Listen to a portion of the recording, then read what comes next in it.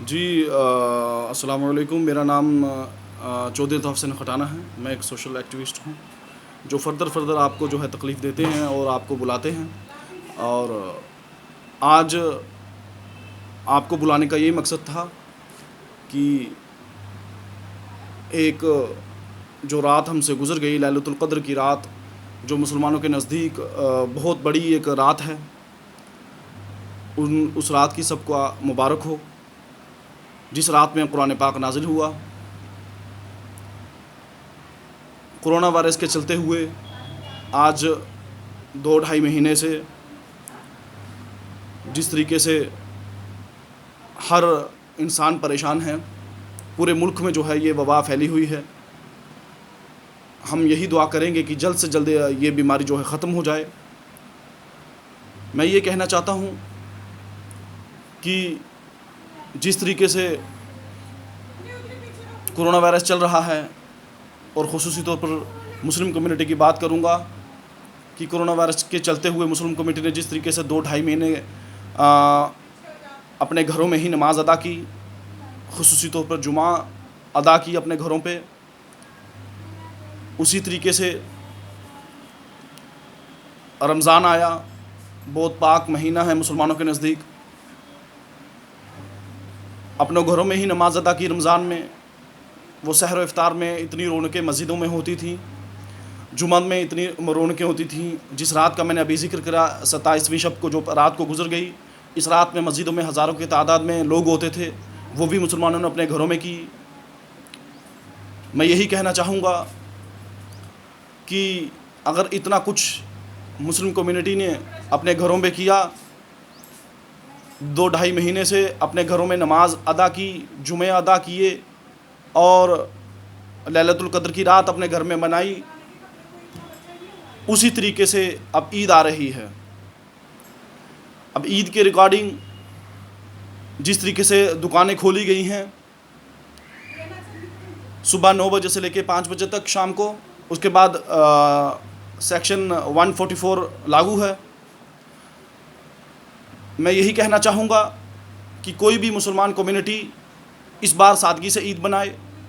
कोई ज़रूरी नहीं है कि कपड़े लेकर के ईद बनाई जाए। जिस तरीके से आप लोगों ने अपनी नमाज़ें घर में पढ़ी है, लॉकडाउन का पालन किया है, जुमे अपने घरों में पढ़े हैं, रमज़ान के जुमे आपने अपने घरों में पढ़े हैं, लैलतुल क़द्र 27वीं शब की रात जो रात को गुजर गई वो अपने घर में बनाई, उसी तरीके से आप अपने घरों में ही रहें। बेशक जो पुराने कपड़े आपके पास पड़े हैं वही पहने। वो इसलिए कि अगर नमाज से में इकट्ठा होने से कोरोना वायरस की शिकायत हो सकती है, तो क्या शॉपिंग करने से कोरोना वायरस नहीं हो सकता? ज़रूर हो सकता है। वो हाथ किन लोगों को हाथ लगे होंगे जो जहाँ जहाँ आप शॉपिंग करने जाएंगे, जिस गाड़ी में आप जाएंगे, वो उस गाड़ी को कितने लोगों के हाथ लगेंगे सिटी के अंदर? तो क्या उस तरीके से कोरोना वायरस नहीं फैलेगा? वो कपड़े जो आप खरीद रहे हैं, उस कपड़े को दुकानदार के हाथ लग रहे हैं, फिर और किसके कितने लोगों के हाथ लग रहे हैं? इसलिए मैं अपनी माँओं बहनों से गुजारिश करूँगा कि प्लीज़ खुदारा अपने घरों में ही रहें, अपने रब को राज़ी करें। हमारा रब हमसे नाराज़ है। आज हमें ये लॉकडाउन देखना पड़ा, आज हमें मस्जिदों छोड़ करके अपने घरों में नमाज़ें पढ़नी पड़ी, रमज़ान अपने घर में गुजारना पड़ा। रमज़ान भी चले गया, अब 3 रोज़े रह चुके हैं, रमज़ान भी हमने घरों में गुजारा। तो इसलिए हमारी माँ बहनों से ये गुजारिश है कि प्लीज़ शॉपिंग करने ना जाएं। हम्बली रिक्वेस्ट है कि शॉपिंग करने ना निकलें, अपने घरों में ही रहें।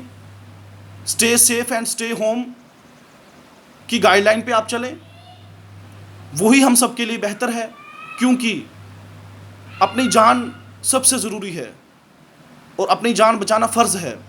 इसलिए शॉपिंग को दरकिनार करें और अपने घरों में रहें। बच्चों को भी पुराने कपड़े पहनाएं और अपने घरों में ही नमाज भी अदा करें। जिन लोगों को ईद की नमाज है, मस्जिद में इजाज़त है, जितने भी लोगों को गवर्नमेंट की गाइडलाइन के मतलब 4-5 लोगों को, वो मस्जिदों में अदा करें, बाकी लोग अपने घरों में चाश्त की नमाज अदा करें। सबसे बड़ी बात, हमें गैरत आनी चाहिए कि हमें ईद की नमाज अपने घरों में पढ़ रहे हैं, जुमतुल विदा आने वाला है, हम अपने घरों में पढ़ रहे हैं। इसलिए हमें अपने रब को राज़ी करना है। आज 2-2.5 महीने से हम नमाज़ें घर में पढ़ रहे हैं, लॉकडाउन का पालन कर रहे हैं, और आगे भी लॉकडाउन का पालन करना है हम सबको, क्योंकि अपनी जान बचाना ज़रूरी है। होम मिनिस्ट्री ऑफ अफेयर्स के जो गाइडलाइंस आ रही हैं, उनकी गाइडलाइन पे हमें चलना है। जम्मू कश्मीर की जो गवर्नमेंट की गाइडलाइंस आ रही हैं, उनकी गाइडलाइंस पे हमें चलना है, क्योंकि हमें अपनी जान को बचाना है। बट शॉपिंग ना करें कोई, मैं ये हम्बली रिक्वेस्ट करूँगा, कोई भी शख्स शॉपिंग ना करे। स्पेशली मुस्लिम कम्युनिटी को ये कहूँगा कि कोई भी शख्स शॉपिंग ना करे, अपने घरों में ही रहें, बी सेफ, अपने घरों में ही रहें, कोई शॉपिंग ना करे। शुक्रिया।